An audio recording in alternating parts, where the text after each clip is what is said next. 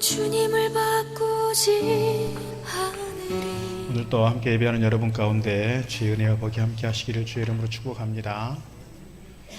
이 선선한 가을, 특별히 알열이 맺어가는 이 추수의 계절, 여러분의 삶에 풍성한 결실이 있기를 바라고 하루하루 주의 은혜가 또 평강의 복이 늘 함께 할 수 있기를 바라겠습니다.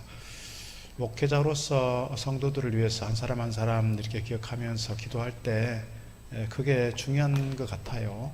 우리 성도들이 큰 시련 당하지 않고 삶이 형통하고 또 평안하고 주신 기업들을 통해서 또 물질의 소득도 얻고 그래서 큰 어려움 없이 순탄하게 살면 좋겠다. 늘 그런 마음이 있고 그렇게 기도합니다. 어쩌면 우리 모두가 함께 갖는 소원이겠지요. 그러나 살아가다 보면 늘 이렇게 순탄하고 좋은 일들만 있는 것이 아니라 가다 보면 어려운 일을 만나기도 하고 시련을 만나기도 하고 큰 시련의 강 속에서 헤맬 때도 있다, 그런 얘기죠. 얼마 전에 우리 교우 누구를 만났는데요, 얘기를 듣다 보니 제 가슴이 확 쪼여오는 그런 안타까운 그런 사연이 있었습니다.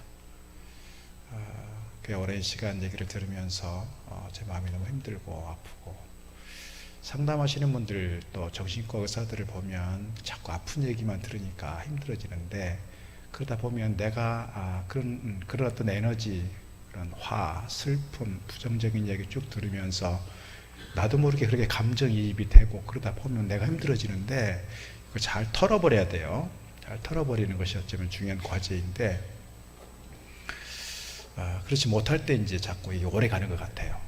그렇지 못할 때는 언제냐면 자꾸 그 사람이 생각이 나고, 그래서 그 아픈 마음이 자꾸 나에게 이렇게 남아있을 때, 그래서 막 내 가슴이 막 쪼여져 올 때, 이게 이제 목회자로서 힘든 것 같아요. 근데 우리 교우들 가운데 이런 힘든 일들이 좀 없으면 좋겠다, 그런 마음으로 기도하게 되지요. 여러분 보면 다 이렇게 생글생글 웃고 얼굴에 여유 있어 보이고 다 이렇게 남분을 굳은 것 같이 보여도 간혹 보면 슬픈 눈을 하고 계신 분들이 보이고 또 이렇게 얼굴에 이렇게 나 힘들어요 하고 써 있는 분들이 있어요. 그런 분들 보면 좀 마음이 무거워지기도 합니다. 오늘 말씀의 배경이 그렇습니다. 이스라엘 백성들이 정말 괴롭고 안타깝고 삶의 무게가 너무 크고, 그래서 늘 그들이 즐거워하고 기뻐하고 그렇게 할 수 없는, 그래서 1년 내내 1년을 지나면서 늘 금식하면서 통곡하면서 회개하면서 눈물로 지나야 했던 그들을 향해서 오늘 주시는 메시지입니다. 오늘 19절 말씀 보니까 이렇게 되어 있습니다. 만군의 여호와가 이와 같이 말하노라. 넷째 달의 금식과 다섯째 달의 금식과 일곱째 달의 금식과 열째 달의 금식이, 그랬어요. 그러니까 민족적으로 또는 국가적으로 이렇게 날짜를 정해놓고 금식의 절기가 있는 거예요. 국가적으로 민족적으로 금식의 절기를 정해놓고 이렇게 같이 금식하고 같이 이렇게 회개의 눈물을 흘리며 기도하게 되는 이유는 뭐냐면, 국가적인 아픔, 국가적인 시련, 국가적인 어떤 수치, 그런 아픔들이 있었기 때문에 이것을 기억하면서 우리가 다시는 이런 일이 없기를 사모하면서 기도하자, 그런 거예요. 우리로 말하면 국치일, 6.25 한국전쟁 발발한 날, 또는 이렇게 임진왜란이 일어난 날, 예를 들면 이런 거예요. 그런데 오늘 말씀 보게 되면 그것이 오랜 역사 속에서 이루어진 일들이 아니라 1년 반 동안에 이루어진 일들이에요. 그러니까 남유다의 마지막 시절에 국가적으로 큰 위기를 겪고 정말 성이 무너지고 성전이 다 불타고 그런 국가적인 수치와 아픔을 겪었던 그 시절, 그때를 기억하면서 오늘 본문의 말씀이 기록되고 있습니다. 4월의 금식, 5월의 금식, 7월의 금식, 10월의 금식이 되어 있는데요, 4월의 금식은 시드기야 왕, 주로 시드기야 왕 때예요. 시드기야 왕 11년 4월 9일에 예루살렘이 바벨론 느부갓네살 왕에 의해서 마지막 함락되었을 때, 그러니까 예루살렘 성이 다 이제 함락되었을 때 4월의 금식, 그 다음에 5월의 금식은 그리고 나서 그 다음 달 예루살렘 성전이, 예루살렘이 성이 무너진 것만 아니라 한 달 이후에는 성전이 다 무너져 버리고 회파되고 불타버리는 때, 그게 5월입니다. 7월의 금식은요, 시드기야 왕 11년 7월에 총독이었던 그달랴 그리고 많은 유대인들이 학살을 당했어요. 그때를 기억하면서 금식했던 게 7월의 금식입니다. 10월의 금식은 시드기야 왕 9년 10월 10일에 바벨론 군대가 처음으로 예루살렘 성을 에워싸고 공격을 시작했던 그때, 그러니까 시드기야 왕 9년 10월부터 시드기야 왕 11년 5월까지 1년 반 정도 지나오면서 이스라엘 백성들이 느부갓네살 왕에 의해서 공격이 시작되었고, 공격당하면서 예루살렘 성이 함락이 되고, 그리고 성전이 다 무너졌어요. 1년 반 동안. 그동안에 수많은 사람들이 학살을 당했습니다. 그때의 그 눈물의 시간들, 그때의 그 아픔의 시간들을 기억하면서 이스라엘 백성들은 금식의 절기를 지냈단 말입니다. 우리 인생의 과정을 보게 되면 이렇게 한꺼번에 막 큰 어려움과 시련이 몰아쳐서 정말 이 시간을 내가 인생에서 지워버리고 싶은 그런 힘든 시간들이 있어요. 내 인생에서 이 시간을 그냥 없애버리면 좋겠어. 그래서 그것이 너무너무 아프니까 트라우마가 되고, 그것이 너무너무 아파서 내 가슴을 막 에워싸고, 내가 평생 동안 다른 사람 만나는 것도 어려워지고, 내가 평생 동안 정말 내 삶이 꽃피울 수 없는 그런 어떤 무거운 현실 속에서 괴로워하는 그 시간들, 그런 사람들이 종종 있더라는 거예요. 이처럼 이스라엘 백성들에게 국가적인 절기라는 것이 온통 눈물과 애통으로 지새우는 날들이었다라는 거예요. 이것을 생각하면, 물론 오래된 역사이지만 우리나라도 보면 현대 근현대 사이 그런 일들이 있었잖아요. 우리가 일제강점기 시절을 겪긴 했는데, 그래도 우리는 뭐 조약을 맺고 뭔가 이렇게, 물론 뭐 이렇게 친일파들에 의해서 이렇게 뭐 그렇게 진행이 됐지만, 그래도 보면 그렇게 뭐 왕이, 오늘 본문에 나오는 그 시드기야 왕이 자식들 보는 앞에서 두 눈이 뽑히고 끌려가고 이랬던 참혹한 현실이 있었잖아요. 그런데 우리는 그래도 한일 합방됐던 그런 시간들을 생각해 보면 그래도 그렇게까지는 아니구나, 그래 좀 신사적이었네 이런 생각이 들기는 합니다.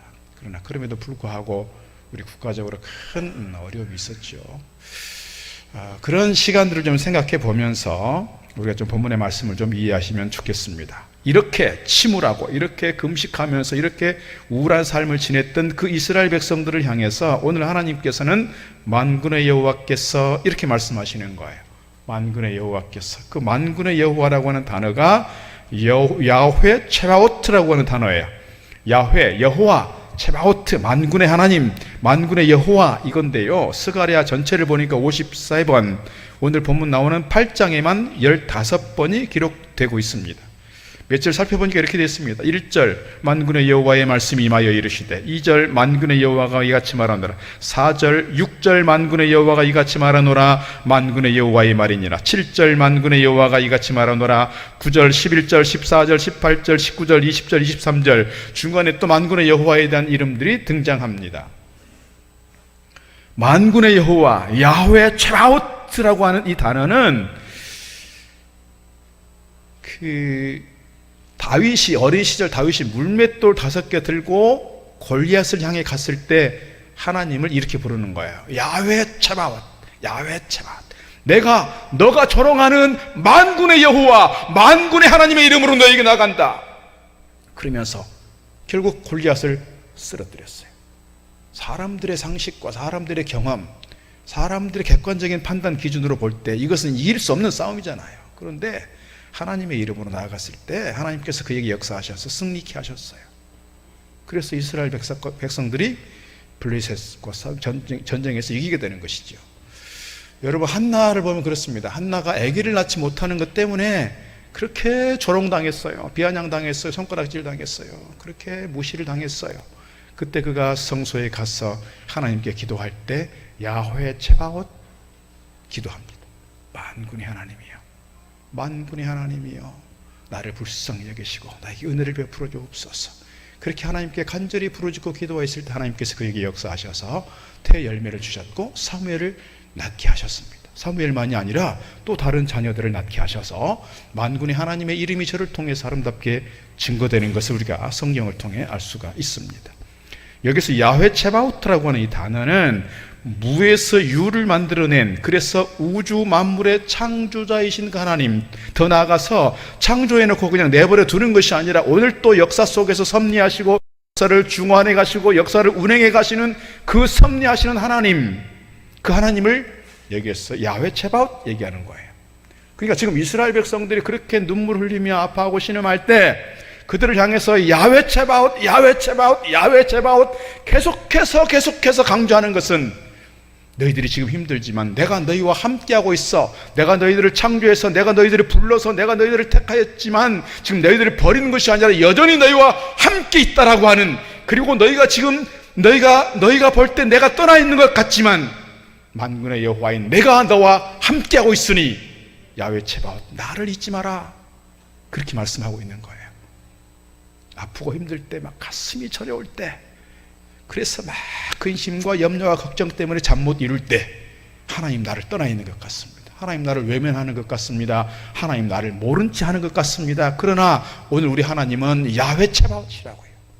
만군의 하나님께서 우리와 함께 하시고 우리 가운데 역사하시고 우리의 손 잡아주셔서 우리로 하여금 다시금 일어나게 하시고 승리하게 하시는 그분, 우리 하나님이신 줄로 믿습니다. 그렇게 이 만군의 여호와 되신 그 하나님께서 오늘 이스라엘 백성들을 향해서 금식의 절기가 기쁨과 즐거움과 희락의 절기가 되게 하겠다, 이렇게 약속하고 있습니다. 어느 때 그랬느냐? 오늘 앞에 있는 9절 말씀을 보면 이렇게 기록되어 있습니다. 만군의 여호와가 이같이 이르노라. 만군의 여호와의 집 곧 성전을 건축하려고 그 지대를 쌓던 날에 있었던 선지자들의 입의 말을 이 날에 듣는 너희는 손을 견고히 할지어다. 그러니까 이스라엘 백성들이 바벨론의 포로로 잡혀갔어요. 그리고 70년 만에 약 5만 명 정도가 이렇게 1차 귀환했습니다. 그들이 가장 먼저 한 일이 뭐였어요? 성전을 짓겠다고 했어요. 그래서 다 힘을 모아서 힘들지만 성전을 지으려고 했는데 시작한 지 얼마 되지 않아서 그냥 손을 놔버렸어요. 먹고 사는 것도 힘들었어요. 땅이 황폐해져 있어요. 성전을 건축할 만한 재료도 되어 있지 않고요. 더 나아가서 뭐예요? 뚜렷한 지도자들도 없는 것 같고요. 또 뭐예요? 지금 계속해서 사마리아를 비롯해서 그 주변 나라 사람들이 계속해서 공격하고 시비를 걸고 방해를 합니다. 더 나아가서 이렇게 페르시아 왕에게 막 공문서까지 보내가지고 거짓으로 사기를 치는 그런 일들을 하게 됩니다. 그래서 결국 손을 놨어요. 그렇게 얼마를 지났어요? 16년을 지났어요. 그렇게 16년이 지났을 때 하나님께서 학개와 스가랴라고 하는 선지자를 통해서 이스라엘 백성들을 다시금 일으켜 세우는 거예요. 영적 대각성이 일어나게 되고요. 그들로 하여금 다시금 성전을 시작하려고, 성전을 건축을 다시금 시작하려고 하는 그때, 이것이 9절에 있는 여호와의 집 곧 성전을 건축하려고 그 지대를 쌓던 날에 이거예요. 그때 하나님께서 이스라엘 백성들에게 이제 비로소 그들을 향해서 말씀하는 거예요.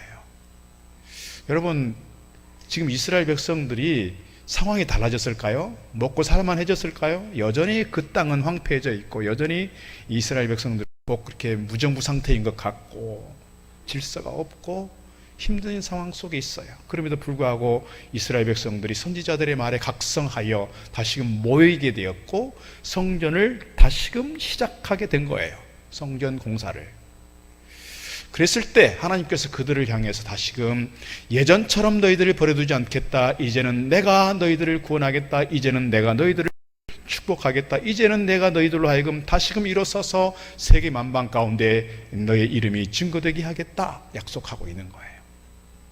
오늘 앞부분 말씀 다시 보면 10절에 이렇게 기록됩니다. 이날 전에는 그랬습니다. 이날이 아까 무슨 날이라고요? 성전을 건축하려고 그 지대를, 기초를 다시 놓았던 그날, 이전에는 이 말이에요. 이전에 어땠다? 사람도 삭슬 얻지 못하였고 짐승도 삭슬 받지 못하였으며 사람이 원수로 말미암아 평안히 출입하지 못하였으나 내가 모든 사람을 서로 풀어주게 하였느니라. 만군의 여호와의 말씀이니라. 이제는 그랬어요. 그러니까 전에는, 이전까지는 내가 너희들이 어떻게 살았는지 내가 별 관심이 없었어.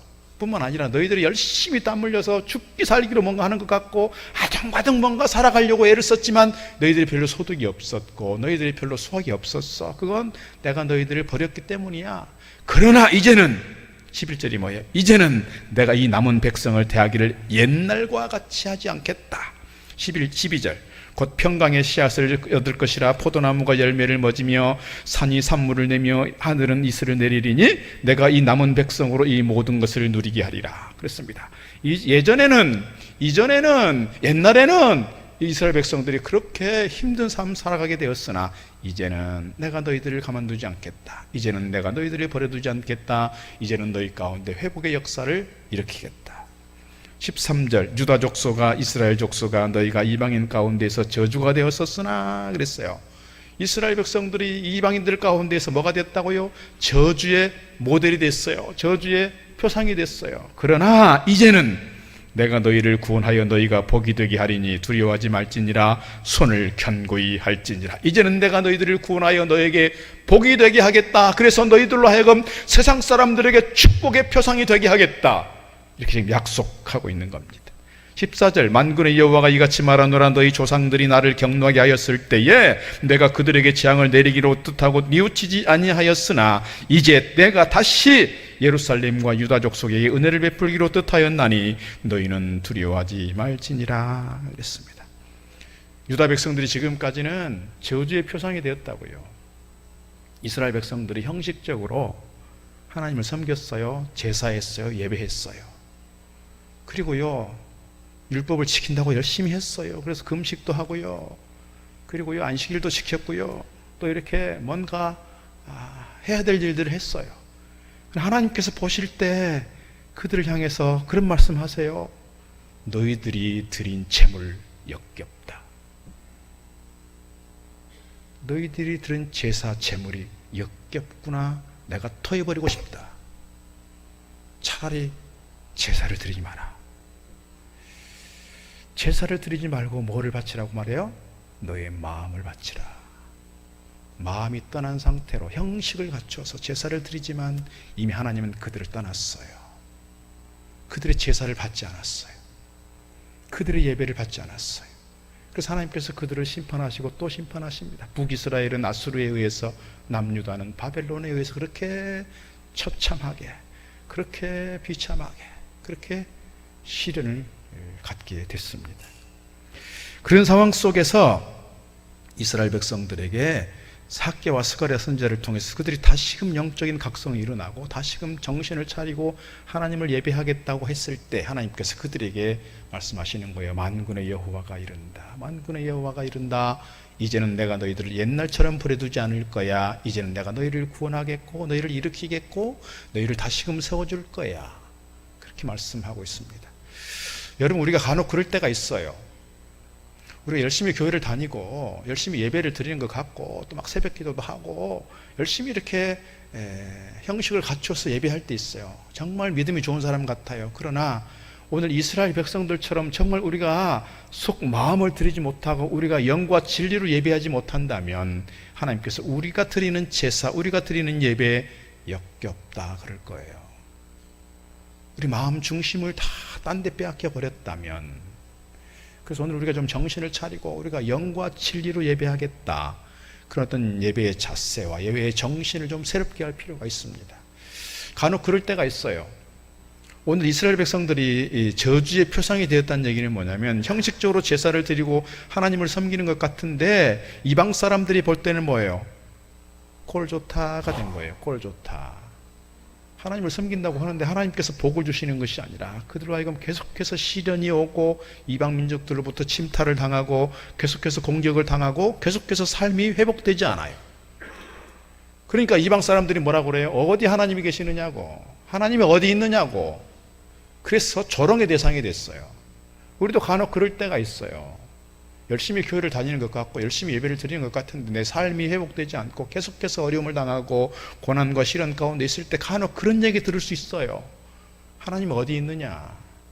너 그렇게 열심히 가서 예배하고 기도하고 섬기더니 어디 하나님이 있느냐? 이렇게 얘기할 수 있어요. 조롱당할 수 있어요.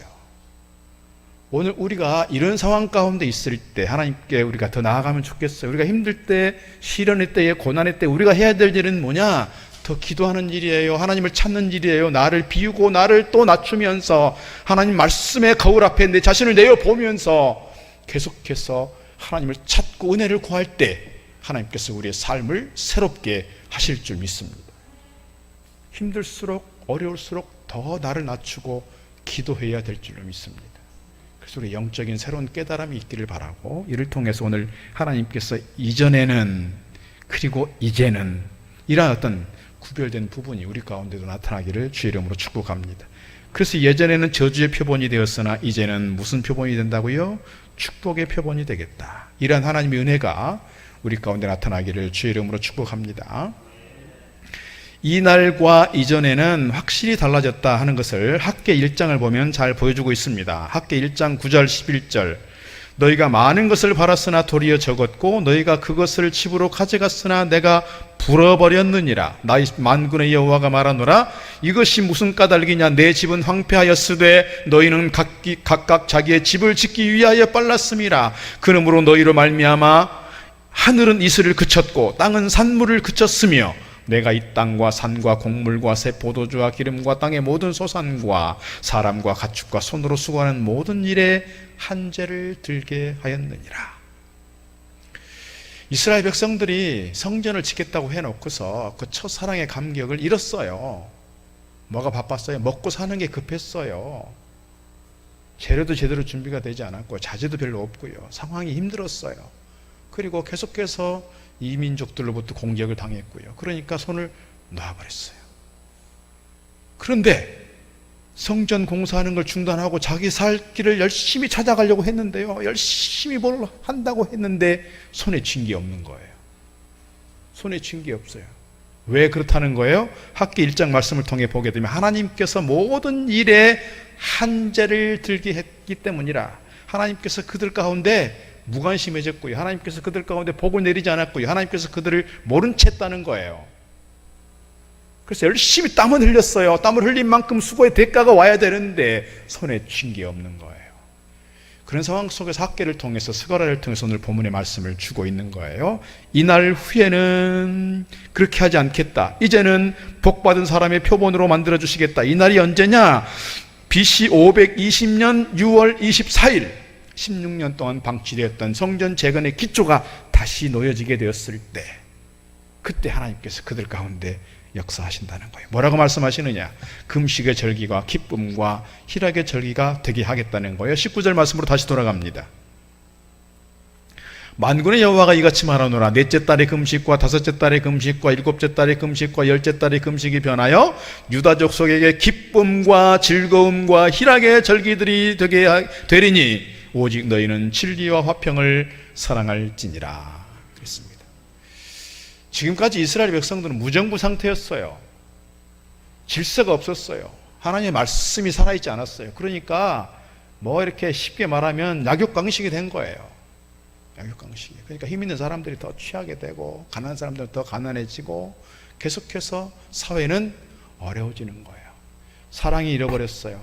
정의가 사라졌어요. 그러니까 사회는 평화를 잃어버렸어요. 그 상황 속에서 하나님께서 다시금 이 땅 가운데 질서를 세우겠다. 하나님께서 이 땅 가운데 섭리하시겠다. 그러므로 너희는 뭐라는 거예요? 진리와 화평을 사랑할지니라 말씀하고 있습니다. 오늘도 우리가 좀 기대하는 마음이 있으면 좋겠습니다. 우리가 세상의 어떤 흐름에, 세상의 어떤 감각에, 세상의 어떤 육적 소욕과 본능에 쫓아가는 삶이 아니라 이제는 하나님 말씀 앞에 내 삶을 질서로 세워가고 정말 주님의 사랑으로 우리의 공동체를 세워가고 우리 공동체를 막 살아가는 것이 아니라 화평을 세워가고 하나님 나라를 세워갈 수 있는 그런 은혜와 축복이 우리 가운데 있기를 축복합니다. 그래서 우리의 삶이 아픔과 눈물과 금식과 애통하는 삶이었다면 이제는 어떻게 기쁨과 즐거움과 희락의 절기로 바뀌어가고 우리의 공동체가 우울한 공동체가 아니라 금식하는 공동체가 아니라 함께 기뻐하며 즐거워하며 함께 공동체 속에서 기쁨을 누려갈 수 있는 우리 공동체 되기를 주의 이름으로 축복합니다. 오늘 이스라엘 백성들을 향해서 하나님께서 그들을 회복시키실 때에 오늘 그들이 삶에 회복될 뿐만 아니라 어떤 결과를 가져오느냐, 20절 이하의 말씀 보게 되면 놀라운 일들이 일어납니다. 지금까지는 이스라엘 백성들을 향해서 사람들이 뭐라고 했어요? 손가락질했어요. 조롱했어요. 하나님 어디 계시냐고 그렇게 했어요. 그랬던 그 이방 사람들이 이제는 예루살렘으로 몰려들어서 이스라엘 사람들 한 사람의 옷자락을 붙잡고 말하기를 내가 너와 함께하고 싶다. 너희가 믿는 하나님 나도 믿고 싶다. 이렇게 얘기하는 거예요. 20절 만군의 여호와가 이와 같이 말하노라. 다시 여러 백성과 많은 성읍의 주민이 올 것이라. 이 성읍 주민이 저 성읍에 가서 이르기를 우리가 속히 가서 만군의 여호와를 찾고 여호와께 은혜를 구하자 하면 나도 가겠노라 하겠으며, 많은 백성과 강대한 나라들이 예루살렘으로 와서 만군의 여호와를 찾고 여호와께 은혜를 구하리라. 만군의 여호와가 이와 같이 말하노라. 이날에는 다 말이 다른 백성, 이방 백성 10명이 유다 사람 하나의 옷자락을 잡을 것이라. 곧 잡고 말하기를 하나님이 너희와 함께 하심을 들었나니 우리가 너희와 함께 가려 하노라 하리라 하시니라. 이 말씀 보면 이삭이 생각이 나요. 이삭이 살던 고향이, 아버지 살던 그 브엘세바를 중심으로 살던 그곳이 가뭄이 들고 이렇게 살기가 어려워지니까 블레셋 지경으로 가게 됐어요. 쉽게 말하면 떠돌이 생활처럼 된 거예요. 물론 자기 땅이 뭐 있는 것도 아니었지만. 그래서 가다 보니까 가서 그곳에서 농사를 짓게 되는데, 농사를 지니까 잘 돼요. 막 100배의 소득이 생기는 거예요. 그러니까 거기 살던 원주민들, 거기 살던 이 토착민들이 그 이삭에 대해서 배가 아프니까 어떻게 하겠어요? 계속 시비를 걸고요, 공격을 하고요, 이삭의 사람들이 이 팠던 우물들을 다 메꿔버리고요, 쫓아내고 이런 일들이 생겼어요. 우리도 보면 나는 뭘 하면 잘 안 되는데 옆에 있는 친구가 또는 형제가 뭘 하는 일마다 대박이 나네? 그럼 여러분 마음이 어떻습니까? 축하가 됩니까? 그때 축하를 해줄 수 있어야 진정한 축하인 것 같아요. 남들이 잘 될 때 배 아파하지 말고, 시기하지 말고, 질투하지 말고 정말 축하해 주시면 좋겠어요. 이게 성숙한 믿음의 사람인 것 같아요. 그게 좋지 않겠어요? 그런데 오늘 블레셋 사람들은 계속해서 쫓아내요. 특별히 그랄 골짜기에 가니까 여러 번, 이삭이 사실 뭐 힘이 없기도 했겠지만 성격상 이렇게 대적해서 뭔가 전쟁을 치르고 그럴 사람은 아니었던 것 같아요. 그러니까 양보하고 어디까지 가냐면 르호봇까지 가요. 르호봇의 뜻은 장소가 넓다, 그런 뜻이죠. 그래서 그곳에서 이르렀을 때 하나님 다시 제단을 쌓게 됩니다. 오늘 이삭이 그렇게 쫓겨났을 때 나중에 자기를 쫓아냈던 그 사람들이 이삭에게 와요. 그게 이제 창세기 26장의 말씀이에요. 25절. 이삭이 그곳에 제단을 쌓고 여호와 이름을 부르며 거기 장막을 쳤더니 이삭의 종들이 거기서도 우물을 팠더라. 아비멜렉이 그랬어요. 아비멜렉은 블레셋 왕이잖아요. 그 친구 아우삿과 군대 장관 비골과 더불어 그랄에서부터 이삭에게로 온지라. 이삭이 그들에게 이르되 너희가 나를 미워하여 나에게 너희를 떠나게 하였거늘 어찌하여 왔느냐 그랬습니다. 아니, 너희들이 쫓아내고 나를 공격해서 그곳에서 못 살게 하더니 지금은 웬일로 나에게 다시 왔느냐라고 아마도 불편한 마음 가지고 그렇게 얘기했을 거예요. 아마 짜증내듯이 했을지 몰라요. 그런데 아비멜렉이 놀라운 말을 합니다. 이렇게 말합니다. 28절. 그들이 이르되 여호와께서 너와 함께 계심을 우리가 분명히 보았으므로. 뭐를 봤다고요? 여호와께서 너와 함께 계심을 우리가 분명히 보았다. 아비멜렉이 하나님 믿는 사람이 아니에요. 그런데 이삭이 가는 곳마다 제단을 쌓고 예배를 드려요. 그러니까 이삭이 하나님께 대해서 제사하는 그 모습 보면서 저 사람은 하나님이라고 하는 신을 섬기는 거구나, 그렇게 알게 되었겠고요. 그 다음에 가는 곳마다 잘 돼요. 가는 곳마다 샘물이 터지고요. 가는 곳마다 농사가 잘 되고요. 가는 곳마다 번성의 복이 생기는 거예요. 그러니까 이 아비멜렉, 이삭을 쫓아냈던 아비멜렉조차도 이삭을 무시할 수 없는 존재가 된 거예요. 그래서 이삭에게 찾아와서 내가 너희와 화친하고 싶다. 내가 너희와 새로운 계약을 맺고 싶다. 내가 너희와 불같은 평화조약을 맺고 싶다. 이렇게 말하는 거예요. 그게 28절이에요. 우리가 분명히 보았으므로 우리의 사이 곧 우리와 너 사이에 맹세하여 너와 계약을 맺으리라 말하였노라. 29절 이렇게 말합니다. 너는 우리를 해하지 말라. 이는 우리가 너를 범하지 아니하고 선한 일만 너에게 행하여 네가 평안히 가게 하였음이니라. 이제 너는 여호와께 복을 받은 자니라. 제가 기업 신방할 때 이 말씀 가지고 많이 하기도 하는데요, 그렇게 얘기하면 좋겠어요. 내가 잘 믿는다고 할 때 어쩔 때는 안 믿는 사람들이 나를 향해서 하나님이 어디 있느냐고, 네가 믿는 하나님 한번 보여봐라고 그렇게 조롱당할 때가 있다고요. 그러나 정말 하나님께서 우리의 삶을 지키시고 우리를 회복시키시고 우리를 붙들어 주셔서 우리의 삶 가운데 놀라운 기적 같은 역사가 나타나서 사람들에게 하나님 여기 있다라고 말할 수 있으면 좋겠어요. 더 나아가서 안 믿는 사람들이 우리를 보면서 너는 정말 하나님을 잘 섬기든 이렇게 복받는구나, 너는 여호와께 복받은 자로구나, 그렇게 인정받으면 좋겠어요. 여러분 기업을 통해서, 여러분 하시는 일들을 통해서, 여러분 자손들을 통해서, 여러분의 미래를 통해서 하시는 일들마다 하나님께서 개입해 주시고 하나님께서 함께 하셔서 여러분의 삶이 놀랍게 지경이 넓혀지고 복의 복을 누리면서 안 믿는 사람들조차도 여러분을 향해서 당신은 여호와께 복받은 사람입니다, 인정받기를 바라겠습니다. 오늘 이스라엘 백성들에게 이렇게 하겠다는 거예요. 이렇게. 지금까지는 이스라엘 백성들이 너무너무 고통 중에서 그렇게 힘들 때 안 믿는 이방 족속들이 계속해서 하나님에 대해서 조롱했어요. 너희가 믿는 하나님이 어디 있느냐 그랬어요. 그러나 하나님께서 이제는 다시금 그들과 함께 하셔서 그들을 구원하시고 그들을 회복시키시고 그들을 일으키셔서 그들에게 금식이 아니라 이제는 기쁨이, 희락이, 즐거움이 생기게 되겠다 뿐만 아니라 이방 민족 사람들에게도 너희가 복받은 자라고 인정받게 될 것이다. 너희가 믿는 하나님, 너희가 제사하러 예루살렘에 올라갈 때 안 믿는 이방 족속들이 너희들의 손을 붙잡고 너희들의 발을 붙잡고 우리도 함께 예배하러 가자, 이렇게 얘기하겠다는 거예요. 여러분을 보면서 안 믿는 사람들이 야 나도 일동 동북교회 좀 데리고 가봐라, 그런 일들이 생기면 좋겠어요. 나도 네가 믿는 하나님 나도 좀 소개해줘, 네가 믿는 하나님 나도 좀 믿고 싶다, 그런 부러움의 대상이 되면 좋겠어요. 여러분의 가정을 통해서, 삶을 통해서, 여러분의 기업을 통해서 이러한 놀라운 복이 여러분과 함께 하시기를 축복합니다. 창세기 26장 22절 보게 되면요, 이삭이 이렇게 복을 받는 이유가 있어요.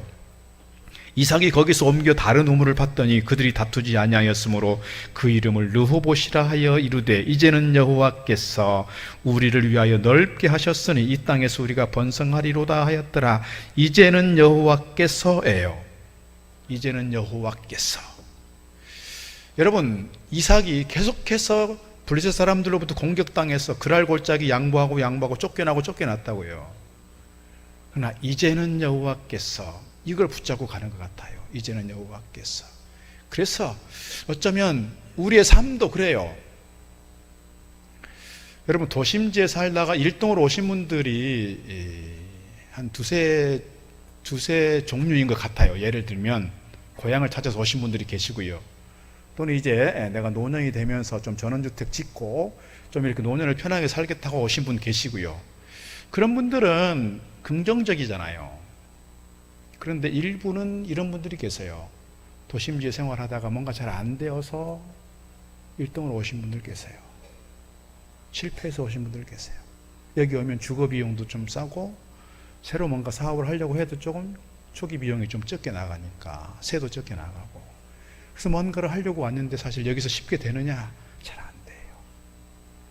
이런 분들의 마음속에 늘 그런 게 있는 거예요. 오늘 이삭이 블레셋 사람들에 의해서 쫓겨나듯이 내가 밀리고 쫓겨나서 일동까지 왔구나, 그런 마음 가지고 계신 분 혹시 여러분 가운데 계시는지 모르겠습니다. 이 마음 버리시면 좋겠어요.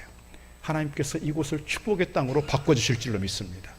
내가 서울에 살다가, 내가 의정부에 살다가, 내가 송울이 살다가 일동까지 왔어, 내가 쫓겨왔어, 그런 마음이 아니라 하나님께서 나를 이곳으로 부르셔서 르호봇 되게 하시고 이곳이 축복의 땅이 되게 하셔서 나로 하여금 번성하는 복이 있게 하고 나로 하여금 하나님의 이름을 증거할 만한, 만군의 여호와의 이름이 드러날 만한 축복의 장소가 되어지기를 주 이름으로 축복합니다.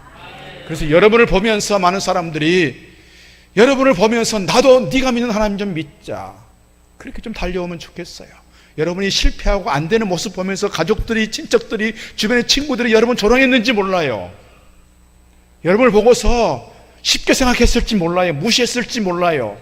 그러나 일동 땅이 여러분 가운데 축복의 땅이 되셔서 그 사람들, 그 무시했던 사람들이 여러분을 향해서 부러워하고 여러분을 존중하고 여러분을 인정하고 여러분을 축복할 만한 그런 새로운 자리가 되어지기를 주의 이름으로 축복합니다.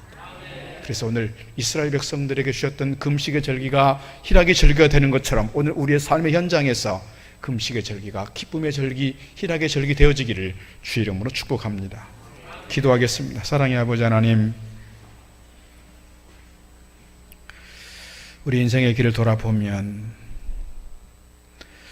늘 형통하고 성공하고 좋은 일들만 있는 것이 아니라 아파하며 통곡하며 눈물을 흘리며 기도할 때 있음을 저희가 고백합니다. 그러나 하나님, 이제는 이 금식의 절기가 기쁨의 절기로 바뀌게 되는 줄 믿습니다. 오늘 우리가 주님께서 함께해 주시고 주님께서 손잡아 주시고 주님께서 우리 가운데 역사해 주심으로 말미암아 이제는 이 슬픔이, 탄식이, 저들의 한숨이 기쁨과 감사와 찬송이 되게 하셔서 오늘 저희들로 하여금 하나님 살아계시다는 것을, 오늘 저희들로 하여금 하나님 축복하신다는 것을 함께 증거하고 드러낼 만한 주의 거룩한 백성들 되게 해주시옵소서. 오늘도 아파하며 신음하며 눈물 흘리는 심령들을 주님 붙잡아 주시고 저들이 결코 좌절과 절망 가운데 빠지지 않게 하시고 만군의 우리 하나님의 이름을 증거하며 주님 붙잡고 달려감으로 믿음의 길 승리할 수 있는 저희들 되도록 축복하여 주시옵소서. 예수님 이름으로 기도드리옵나이다. 아멘. 하늘이 다른 어떤 은혜 구하지